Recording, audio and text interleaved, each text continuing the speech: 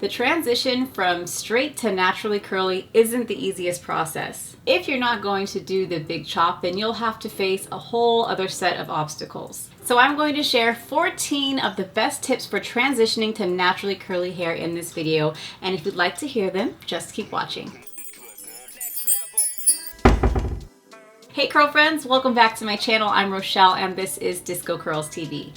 If you're new here, welcome. My channel provides tips on how to care for your fine curly hair so that you feel empowered and supported to be the best version of yourself. I post weekly on Sundays and would love to have you subscribe and join my community because I do curly hair tutorials, product reviews, DIYs, I even have some pregnancy and postpartum hair care, and of course much more. There are a lot of you that come onto YouTube to find inspiration and comfort and solutions during your transition. When I was transitioning, YouTube really wasn't that popular and I didn't have a lot of like curly haired influencers that I could relate to. I relied heavily on my hairdressers and with my friends that had curly hair just to figure it out.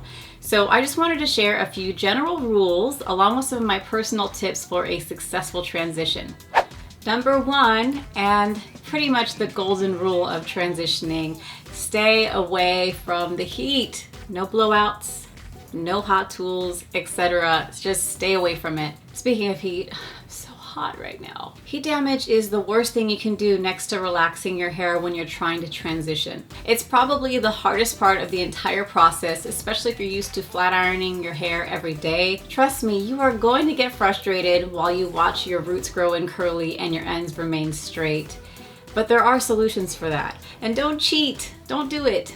Don't flat iron your hair after 6 months of progress. You'll regret it because sometimes it just goes back to where it was and you gotta start all over. This brings me to number two, stay on top of your trims. I remember every time I trimmed just a little bit each time, my curls got a little tighter and a little bouncier, and it was really exciting to watch. That's because you're removing those dead ends, and think of it as dead weight that are holding your curls back from its full potential. Now, number three is totally an option. I actually don't even suggest that you have to do this. I'm just sharing my experience from when I first started transitioning. Because I damaged my hair so badly with bleach and relaxers and it was breaking off at the roots, it was awful. But because that happened, I put in a partial sew and weave. The majority of my hair was in a protective cornrow, but I did have the hairline out and like a little horseshoe area left out, just so I could pull my hair up into a ponytail once in a while. This was back in the 2000s when I really still hated my curls, and to be honest, it was a time where you just didn't see people rocking their naturally curly hair. I mean, all the celebrities and models and people you saw on the streets, they had relaxers and they pressed their hair. They were wearing extensions and they had wigs on. I really wasn't ready to embrace my curls, plus I was just so young and influenced by all of that. So I feel like there are some pros and cons to wearing the weave, and I'm not talking about glue-in tracks, I'm talking about like a protective style underneath the weave. The pros are that my hair grew so fast while it was braided up. I always saw growth every time we took it down to install new tracks. Another pro is that nobody ever saw the transition really happen. They eventually saw it happen because of the areas that were left out with the hairline, but for the most part, they didn't see the worst of it. So basically, when I was doing this, my hairstylist would take down the tracks, unbraid the hair, cleanse it really well, give me a treatment, trim the ends, and then braid it back up and install the new tracks. However, the con to this is that I never gave my hair a break, all right? Like, it was non-stop. Every month I would take it down, but I wouldn't give it like a nice month break in between before I installed new tracks. I was just like, nope, keep it going, keep it going. I was so insecure about my naturally curly hair that I was like, no, I just want it to stay in the tracks. So yeah, for like 8 years. That's a long time. On top of that, I was wearing tracks that didn't match my natural texture. So if my tracks were straight, I was flat ironing the hair that was exposed. I was flat ironing that, so it was getting the heat damage anyway. If I had like a Malaysian curly install, then I was still manipulating it with the curling iron because it was a looser curl and it wasn't as tight as mine. So I just couldn't win. I was constantly putting heat damage on those exposed areas. The point is, the hair that was braided up was in great shape. The hair that was exposed was going downhill quick. And to be honest, it was really just in the worst possible place because I never took it down to let my hair get some fresh air. My edges were snatched, they're gone. Looking back at that time and thinking about how I could have done things differently, I probably still would have worn the weave, but I would have found tracks that matched my hair texture to avoid that heat damage. If I decided to do like a looser curl, I probably could have used Flexi-Rods or a Perm rod set without heat just to avoid using a curling iron. I definitely would have given my hair a break in between each install, maybe give it a couple weeks or a month just to give it some fresh air. And for the sake of my edges, I would have never worn the installment for 8 years. Yes, I took it down and put it back up, but it was just constant stress on that hairline and it was just a bad idea. Listen up. Finer hair textures plus low density plus weave equals major stress on the hairline. Just try not to do it for long periods of time. Number 4. Avoid sulfates, but be sure to clarify.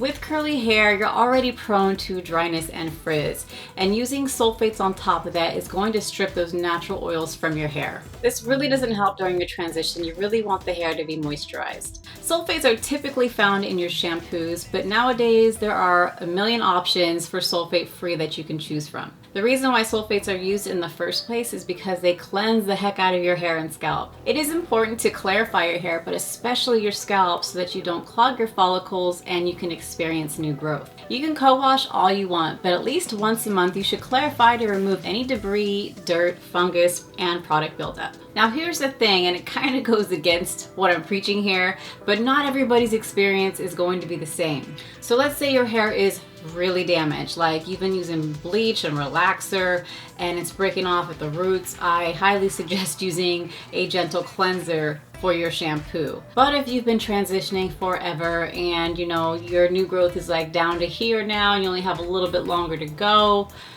I wouldn't stress too much if you accidentally use a shampoo that had a small percentage of sulfate in it once a month.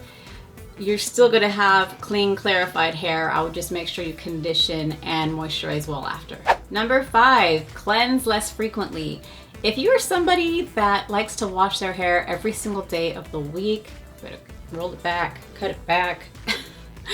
Try to go down to 1 or 2 times per week maximum. Number 6, hydration, hydration, hydration. On the days that you do wash your hair, be sure to use a moisture-rich shampoo and conditioner to help soften and hydrate your curls again. You can also do pre-poos with conditioner or coconut oil to help soften and detangle the hair first. Number 7, weekly deep conditioners.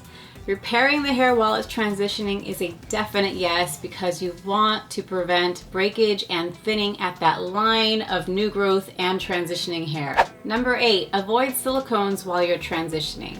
Now, I'm not someone that is like anti-silicone on all of my products, but I understand the point while you're transitioning. Silicones offer a temporary solution for frizz, they add shine, and they add a lot of slip to our conditioners, but it's kind of short-lived. In the long term, they coat the hair, it adds buildup, and it weighs down your curls. They are a lot harder to remove, so you do need to clarify if you do use them. There are water-soluble silicones out there, but I think while you're transitioning, it's just best to wait until you're done.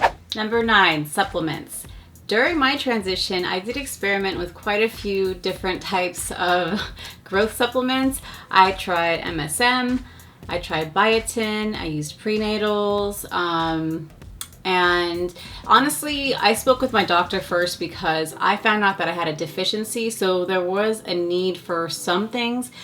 For instance, I am deficient in vitamin D, and there is a link to hair loss with someone that has extremely low vitamin D like myself. So I do include vitamin D to make sure that I am at a healthy stage. Plus, my diet really wasn't rich in the key nutrients I needed for hair growth. So definitely speak to a professional if you are going to dive into the world of supplements. Find out if you have any deficiencies first.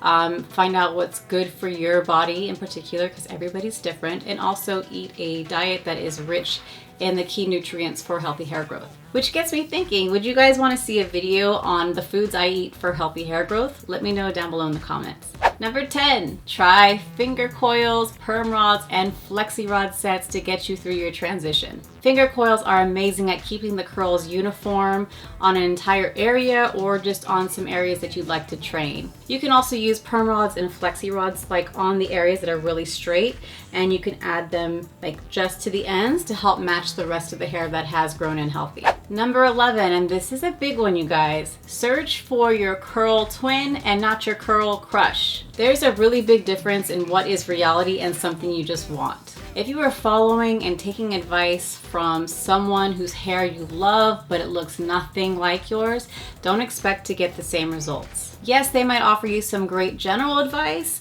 but you're gonna have more realistic expectations if you use someone that actually has hair like yourself. Number 12, use trial and error to find your perfect products. Let's be real here, the journey is long, it's expensive, and you may not like what you find all the time. I've spent hundreds of dollars trying to figure it all out, and I'll probably continue trying things even though I kind of have my favorites now, but I'll continue trying things because that's what I'm here for, right? I am on this side of the camera trying to show you what works for my hair. That's where my money goes, to help you guys. It's my duty as a YouTuber, beauty blogger, whatever you want to call me. It's my duty to come on here and try things that are good and not good so that you don't have to try them. Number 13, rotate your products. If you've been using the same exact product and regimen for a long time and your curls are just not looking the same, it's time to switch it up. You'd be surprised how a simple switch can really revive your curls. Number 14, and the most important of all, embrace the journey. It's not going to be easy, but you will actually feel like you are transforming your insides while you transform your outsides. You'll be so happy when you've reached the end of your journey. You're gonna feel like a curl expert, and you're gonna be able to pay it forward and help somebody else in the future with your own tips and your own regimen and your own products. You're gonna have all that information stored in your memory base here. I'd love to hear from all of you about your transitioning tips down below in the comments. If you're new to my fine curly crew, I'd love to have you subscribe so that you never miss another one of my videos. And don't forget to turn on the notification bell so that you are properly notified of when I post new content. Thank you so much for watching. Don't forget to like, comment, share, and subscribe, and I'll see you on the next one.